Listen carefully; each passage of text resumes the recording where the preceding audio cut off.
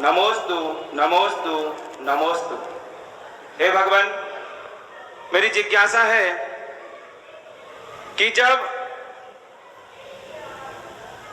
ईर्ष्यावश आरोप लगाए जाते हैं तो वह उस समय हमारा कौन से कर्म का उदय रहता है? ईर्ष्यावश आरोप लगाए जाते हैं जहां कोई लेना देना नहीं होता है, फिर भी ऐसे आरोप लगाए जाते हैं भगवान। देखो, कर्म का उदय तो कोई ना कोई रहता ही है, और संसार में अच्छे लोग हैं, सज्जन लोग हैं, तो दुर्जन तो रहेंगे ही। तो दुष्ट लोग, दुर्जन लोग जो होते हैं उनकी कमी नहीं होती दुनिया में। दुर्जन को हमेशा दोष ही दिखते हैं।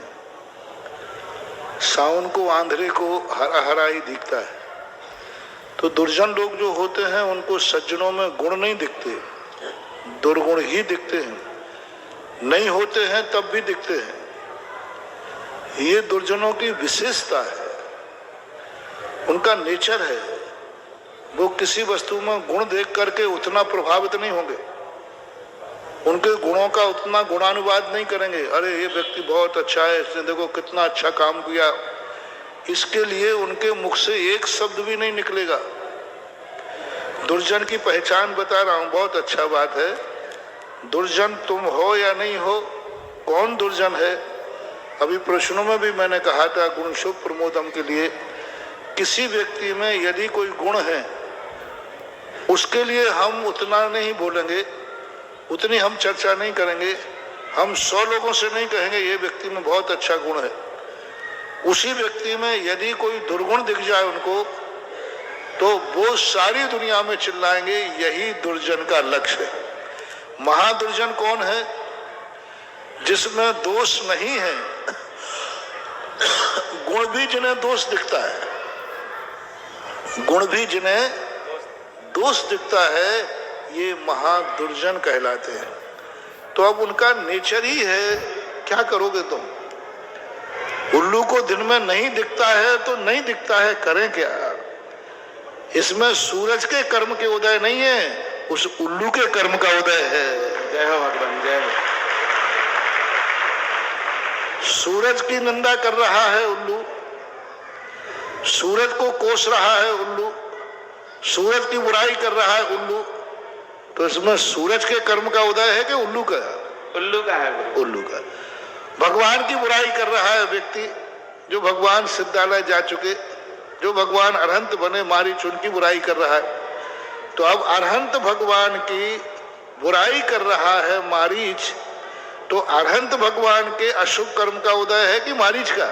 मारीच। भगवान का तो कोई अशुभ कर्म उदय में है ही नहीं है। सज्जन पुरुषों की जब भी बुराई होती है तो ये मत समझना कि सज्जन पुरुष के अशुभ कर्म का उदय है, उस दुर्जन व्यक्ति के अशुभ कर्म का उदय है कि वो बुराई कर रहा है। आज ही हमने प्रातःकाल कहा था कि सज्जन व्यक्ति के अंदर जो, ये मत सोचो कि आदिनाथ भगवान के अंतराय कर्म का उदय है। क्या सोचना है? हमारे दानांतराय कर्म का उदय है। तो यही नीति अपनाना चाहिए। सज्जन पुरुषों के कभी अशुभ कर्म का उदय होता ही नहीं है, क्योंकि वे अशुभ को अशुभ मानते ही नहीं है, सीधी बात। कारण क्या है? सज्जन पुरुषों का कभी अशुभ कर्म का उदय होता नहीं क्योंकि वो अशुभ कर्म उदय को मानते ही नहीं। अयस कीर्ति उदय में होती ही नहीं है। अयस कीर्ति का उदय 4थे गुणस्थान तक है। अब पंचम में और 6ठे गुणस्थान में अयस कीर्ति नाम कर्म का उदय ही नहीं है। तो अब कैसे कहें कि महाराज सज्जन पुरुषों का अयस कर्म का उदय है?